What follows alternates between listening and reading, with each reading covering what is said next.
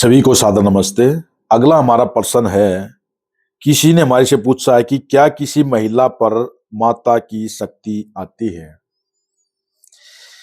तो प्यारे विद्यार्थियों, देखिए प्यारे महानुभावों, प्यारे दर्शकों, ऐसा नहीं होता है। कुछ अंधविश्वासी लोग, कुछ पाखंडी लोग किसी को भ्रमित करते हैं और उसको कहते हैं कि ये माता के प्रति उसकी पूजा पाठ में उसको ज्यादा लीन कर देते हैं। उसी में उसकी सुबह शाम की पूजा अर्चना स्तुति प्रार्थना उपासना ये सब वो करते रहते हैं। जब हम किसी एक विषय में ज्यादा मन लगाएंगे तो उस विषय के प्रति हमारे मन के अंदर लगातार विचार आना स्वाभाविक है।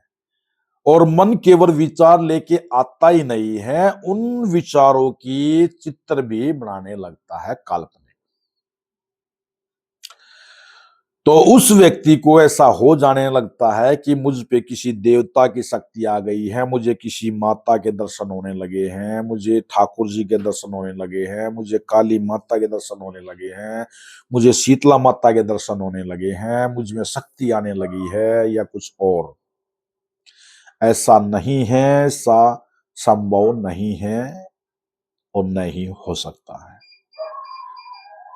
ये केवल काल्पनिक है, इसका वास्तविकता से कोई संबंध नहीं है। हमारे वेदों के अनुसार, ईश्वर उपदेशानुसार ये केवल मिथ्या है, लोगों को भ्रमित किया जा रहा है। वैसा कुछ नहीं है। किसी पर माता की, किसी पर हनुमान जी की, किसी कृष्ण महाराज की, किसी पर श्रीमान जी की, या कोई जिन प्रेत, ये सब केवल एक ढोंग मात्र है। अगर कोई ऐसा कहता है मेरे अंदर जिंद आता है, मेरे अंदर पितर आता है,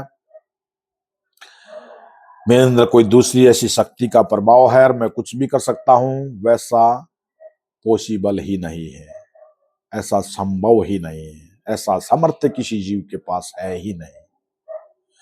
किसी भी जीव के पास इतना सामर्थ्य है ही नहीं, ईश्वर ने दिया ही नहीं है कि वो ऐसा कर सके।